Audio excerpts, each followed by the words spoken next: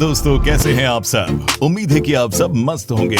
दोस्तों, आज हम बात करने जा रहे हैं भारत के उत्तर पूर्वी राज्य सिक्किम की। भारत का दूसरा सबसे छोटा राज्य जो हिमालय की पर्वत श्रृंखला के बीचों बीच बसा हुआ है। 7,096 वर्ग किलोमीटर में फैले इस राज्य में करीब 6 लाख की जनसंख्या निवास करती है। सिक्किम वो राज्य है जो कुछ अरसे पहले तक भारत का सबसे अमीर राज्य भी हुआ करता था। हालांकि ये अचीवमेंट अब इसके पास नहीं रहा। इसके हाथों से फिसलकर ये पद अब भारत के अन्य स्टेट के पास है। लेकिन जब बात खूबसूरती की आती है तो ये राज्य आज भी भारत का नंबर 1 स्टेट ही कहलाता है। यही नहीं, ये इतना खूबसूरत है कि इसे पूर्वोत्तर का स्विट्जरलैंड तक कहा जाता है। दोस्तों, अब सिक्किम का कंपैरिजन स्विट्जरलैंड से हो ही गया है तो आपको ये भी आइडिया लग चुका होगा कि सिक्किम की खूबसूरती किस लेवल की होगी। इसकी नेचुरल ब्यूटी इतनी फेमस है कि केवल भारत देश ही नहीं, दुनिया के कोने कोने से लोग पहाड़ों पर बसे इस राज्य में घूमने सिर्फ इसलिए आते हैं ताकि वे यहाँ के अद्भुत नजारों को अपनी आंखों से देख सके, जिन्हें देखने पर यह एहसास होता है कि मानो स्वर्ग के दर्शन कर लिए हो। स्वर्ग के इस एहसास की सबसे बड़ी वजह है यहाँ मौजूद 18 पर्वत चोटियां, 80 से अधिक हिमनद, 227 झीलें, 5 गर्म झरने और तो और 100 से अधिक नदियां, वो भी मात्र इतने छोटे से इलाके में। वैसे केवल सिक्किम ही नहीं, इस राज्य के लोग, खासकर यहाँ की लड़कियां भी बेहद खूबसूरत होती हैं। इतनी खूबसूरत कि इन्हें देखते ही कोई भी इन पर फिदा हो जाएगा। सिक्किम के लोग जितने खूबसूरत होते हैं उतने ही ज्यादा पढ़े लिखे भी होते हैं, क्योंकि सिक्किम वो राज्य है जहाँ की 90% जनता साक्षर यानी लिटरेट है। ये कितने पढ़े लिखे और समझदार होते हैं इसका पता आपको तब चलेगा जब आप अपने जीवन में कम से कम एक बार इस राज्य की यात्रा पर जाएंगे। दोस्तों, आपको बताना चाहूंगा कि सिक्किम राज्य मात्र 4 जिलों को मिलाकर बना है, जिसकी आधिकारिक राजधानी गंगटोक है। आप सिक्किम के किसी भी गांव, गली या चौराहे पर चले जाइए, यहाँ आने वाला कोई भी सैलानी भगवान स्वरूप होता है, जिसकी सिक्किमी लोग हर संभव मदद करते हैं। अपने राज्य में बाहर से आए लोगों का ऐसा सम्मान करते हैं जैसे भारत देश ही नहीं, दुनिया के किसी भी कोने में देखने को नहीं मिलता। हैरान हुए ना? अगर हाँ, तो आपको बताना चाहूंगा कि ये तो बस एक शुरुआत है। अभी तो ये प्रदेश आपको और भी ज्यादा सरप्राइज करने वाला है। क्या आप यकीन करेंगे कि लगभग 90% साक्षरता वाला ये राज्य कृषि प्रधान राज्य होगा? जी हाँ, ये सच है। यहाँ लगभग हर परिवार किसानी से जुड़ा हुआ है। यहाँ के लोग टेरेस फार्मिंग में माहिर होते हैं। यहाँ के किसान सबसे ज्यादा इलायची की खेती करते हैं। वहीं अन्य फसलों की बात की जाए तो सिक्किम में अदरक, संतरा, सेब, चाय का उत्पादन भी बड़ी मात्रा में होता है। सिक्किम वो प्रदेश है जहाँ के लोकल लोग एक अलग ही देश के मूल निवासी हैं, और वो कुछ इस तरह की यहाँ आने वाले अधिकतर लोग नेपाली मूल के हैं, जिनकी संख्या सबसे ज्यादा है। वहीं यहाँ बोली जाने वाली भाषाएं किसी को भी हैरान कर सकती है। वो इसलिए क्योंकि इतने छोटे से प्रदेश में 11 भाषाएं ऐसी हैं जो आधिकारिक रूप से यहाँ बोली जाती हैं, जिसमें नेपाली, सिक्किमी, हिंदी व लेप्चा सबसे महत्वपूर्ण है। सिक्किम की खूबसूरती में 4 चांद लगाने के लिए यहाँ मौजूद है पक्षियों की 552 प्रजातियां।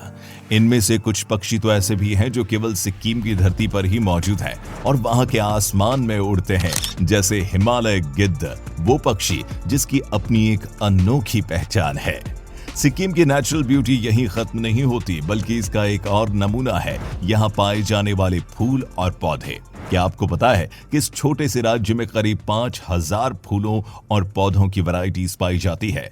इनमें से 500 प्रकार के तो केवल आर्किड फूल हैं, जो आपको केवल सिक्किम की धरती पर ही देखने को मिलेंगे। वैसे सिक्किम में आर्किड फूल का क्या महत्व है, वो इस तथ्य से ही समझ जाएंगे कि इस प्रदेश का आधिकारिक फूल ही आर्किड ही एक प्रजाति है। नाम है डेंड्रोबियम नोबाइल। केवल फूल पौधे ही नहीं, ये प्रदेश यहाँ मौजूद हर तरह तरह के जीवों के लिए भी दुनिया भर में जाना जाता है। स्वच्छता के प्रति सिक्किम इतना गंभीर है कि इसकी राजधानी गंगटोक देश के मोस्ट क्लीनेस्ट शहरों में से एक है। यही नहीं, साल 2010 में सिक्किम को सबसे स्वच्छ राज्य के रूप में भी चुना गया।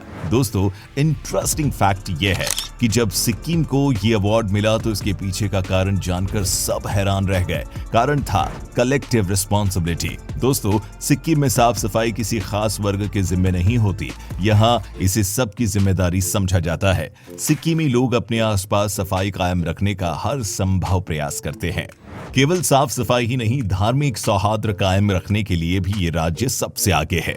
वो इसलिए क्योंकि यहाँ मंदिर, मस्जिद, चर्च और गुरुद्वारों की देखरेख के लिए एक डेडिकेटेड मंत्रालय है जो लगभग यहाँ मौजूद 200 से अधिक धार्मिक स्थलों के रखरखाव और उनकी निगरानी करता है। वैसे तो सिक्किम में दिवाली और दशहरा मुख्य त्योहार है, लेकिन यहाँ ताइबेतियन न्यू ईयर भी बड़े ही धूमधाम से मनाया जाता है। इसके चलते यहाँ के सरकारी कार्यालय और मुख्य टूरिस्ट स्पॉट्स करीब हफ्ते भर तक बंद रहते हैं।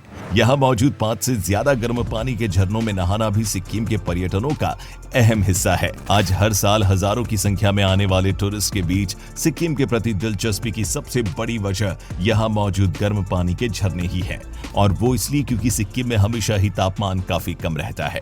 इसके बाद भी यहाँ गर्म पानी के स्रोत होना हर किसी को अचंभित करता है। भारत की सबसे ऊंची और दुनिया की तीसरी सबसे ऊंची पहाड़ी कंचनजंगा, जिसकी हाइट 18,156 फुट है, वो सिक्किम प्रदेश का ही गौरव है।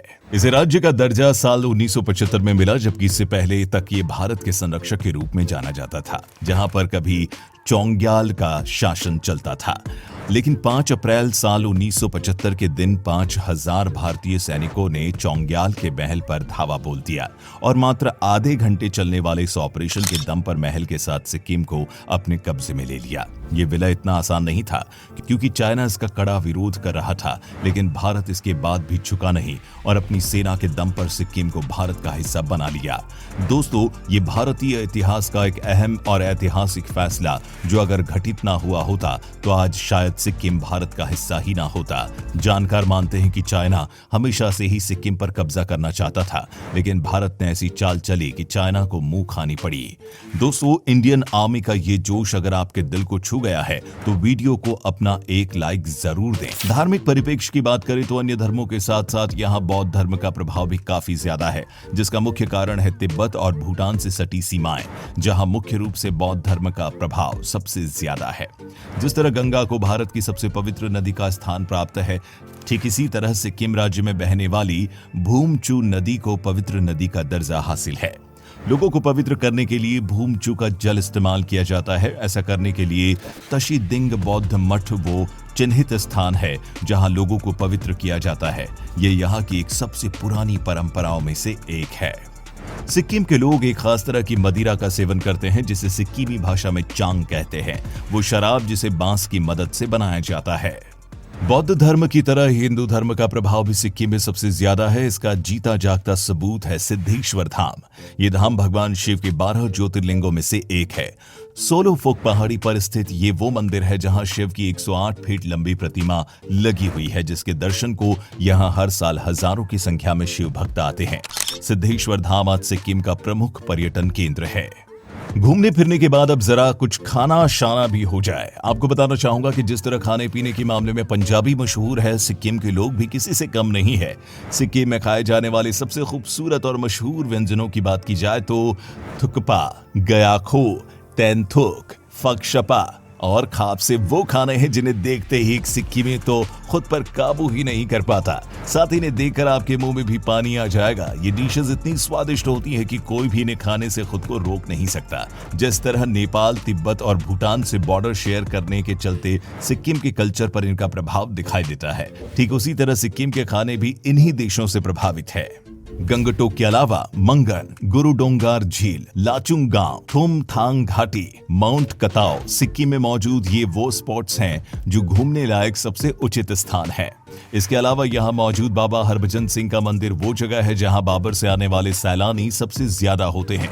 दोस्तों, सिक्किम में यूं तो हजारों की संख्या में मंदिर व मठ मौजूद हैं, पर सिक्किम में अगर किसी व्यक्ति विशेष की पूजा होती है तो वो है शहीद बाबा हरभजन। सिक्किम की धरती और वहां के लोग बाबा हरभजन का बहुत सम्मान करते हैं। यही नहीं, बाबा हरभजन को नाथुला के हीरो के नाम से भी जाना जाता है। कहा जाता है कि बाबा ने अपनी जान की बाजी लगाकर चीनी सैनिकों को रोक कर रखा, सिर्फ इसलिए ताकि उनके देश की सीमा सुरक्षित रह सके, जिसके चलते वे वीर गति को प्राप्त हुए। आज इनके सम्मान में समूचा सिक्किम झुकता है और उनकी पूजा भी करता है।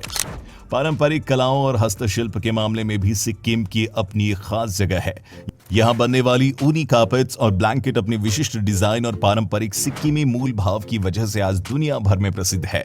इसके अलावा कॉटन के कैनवास पर बनने वाली पेंटिंग, जिसे डंग काज कहते हैं, ये सिक्किम में पाई जाने वाली वो अद्भुत चीज है जिसकी दुनिया फैन है।